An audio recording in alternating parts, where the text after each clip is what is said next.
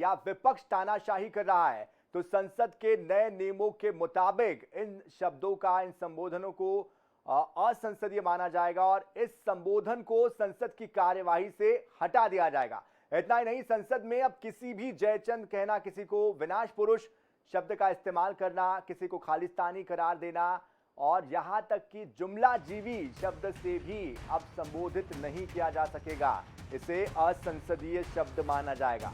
लोकसभा और राज्यसभा में 18 जुलाई से शुरू हो रहे मानसून के सत्र के नए नियम लागू हो जाएंगे और लोकसभा सचिवालय के द्वारा जारी किए गए नए बुकलेट में यह कहा गया है कि जुमलाजीवी, बाल बुद्धि, कोविड स्प्रेडर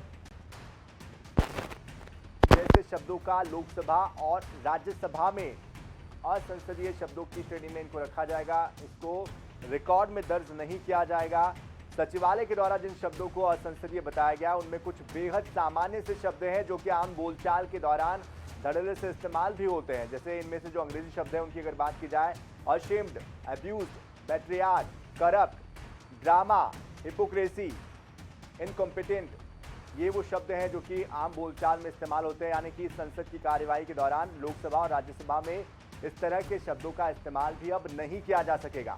लोकसभा सचिवालय से अमर्यादित शब्दों की लिस्ट 18 जुलाई से लागू हो जाएगी। यानी कि संसद के मानसून सत्र के शुरू होने से पहले ही ये क्योंकि सूची आ चुकी है, ऐसे में इस बार संसद सत्र में इसका विशेष ध्यान रखा जाएगा। इस लिस्ट में अंग्रेजी, हिंदी के कई और शब्द डाले गए हैं, जैसे कि शकुनी, तानाशाह, तानाशाही, जयचंद, विनाश पुरुष, खालिस्तानी, खून से खेती, एनार्किस्ट, डिक्टेटरशिप या डिक्टोरियल, ये वो शब्द है जो शामिल किए गए। अब संसद में डिबेट या किसी अन्य मौके पर अगर इन शब्दों का इस्तेमाल किया जाएगा तो इसे सदन की कार्यवाही से हटा दिया जाएगा। लोकसभा सचिवालय ने अपनी लिस्ट में कई और शब्दों को शामिल किया है। ऐसे शब्दों के जरिए जिस तरह से विपक्ष अमूमन इस्तेमाल करता है उसको लेकर भी अब जो रिकॉर्ड है उसमें दर्ज नहीं किया जाएगा। सरकार की आलोचना करने के लिए संसद में काफी प्रयोग किए जाते हैं इस तरह के शब्द, दोहरा चरित्र, निकम्मा, नौटंकी, ढिंढोरा पीटना, बहरी सरकार, ऐसे शब्दों को भी असंसदीय शब्दों की सूची में डाल दिया गया है। देश में अलग अलग विधानसभाओं में अध्यक्ष के द्वारा समय समय पर कुछ शब्दों और अभिव्यक्तियों को असंसदीय घोषित किया जाता है। जिन अंग्रेजी शब्दों को असंसदीय घोषित किया गया है उनमें bloodshed, bloody, patriarch, ashamed, abused, cheated, चमचा, चमचागिरी, चेला, childness, corrupt, coward, criminal, crocodile tears, ये शब्द शामिल है। इसके अलावा disgrace, donkey, drama, eye wash, fudge, hooliganism, hypocrisy, incompetent, mislead, lie, untrue.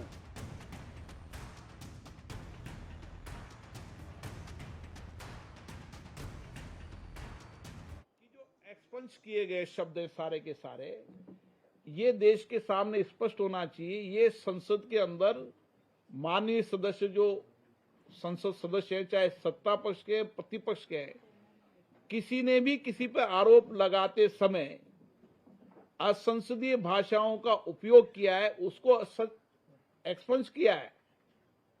केवल ये नहीं कि ये प्रतिपक्ष के शब्दों को गिन गिन कर एक्सपंज किया है।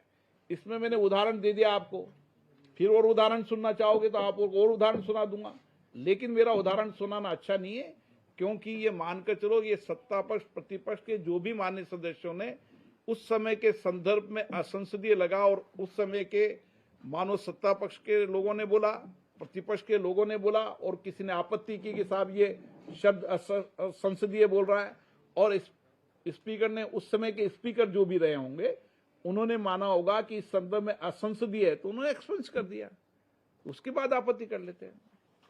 विपक्ष ने एक पर्टिकुलर स्पेसिफिक कमेंट किया है कि जिन शब्दों का इस्तेमाल वो सरकार को क्रिटिसाइज करने के लिए करते हैं वो शब्द बैन किए गए, इस पे आप कोई टिप्पणी करेंगे?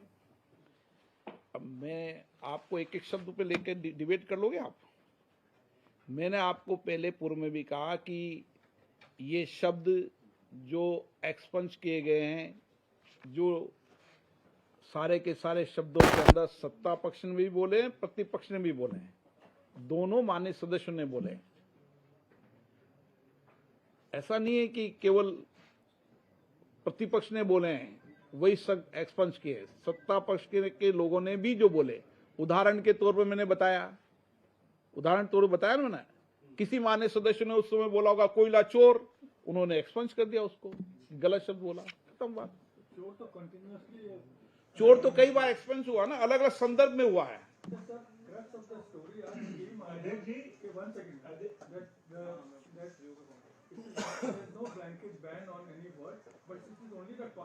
यस, बस करेक्ट, कोई भी शब्दों को बैन नहीं किया गया है।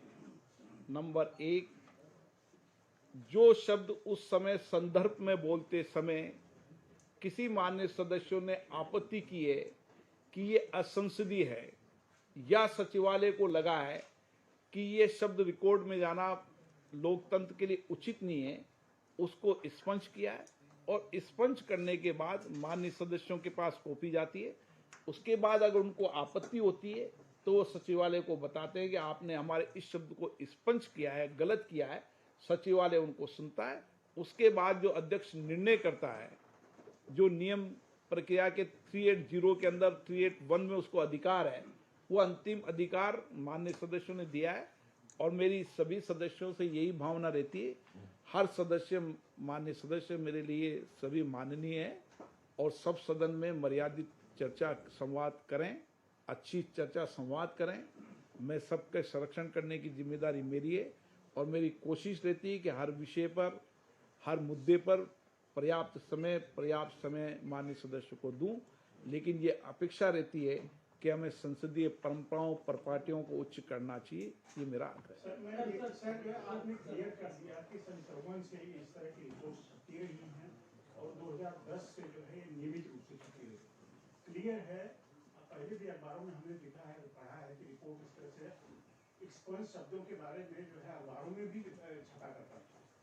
तो क्या आज जो है भारतीय संसद अपने सदस्यों को उसका स्थापित नियमों और प्रक्रियाओं को ज्ञान कराने में, उनका बोध कराने में और उनको याद दिलाने में, उन सभी मान्य सदस्यों को ज्ञान है, वो अनुभवी हैं, वरिष्ठ हैं। लेकिन विवाद क्यों? विवाद क्यों, ये तो उनसे पूछो, लेकिन वो सब अनुभवी हैं। नियम प्रक्रियाओं की जानकारी के लिए समय समय पर जब माननीय नए सदस्य आते हैं उनको हम पर्याप्त रूप से प्रशिक्षण देते हैं और कोई प्रशिक्षण में कमी होगी तो फिर प्रशिक्षण दे देंगे, फिर जानकारी दे देंगे। प्रशिक्षण तो नियमित प्रक्रिया है ना, प्रशिक्षण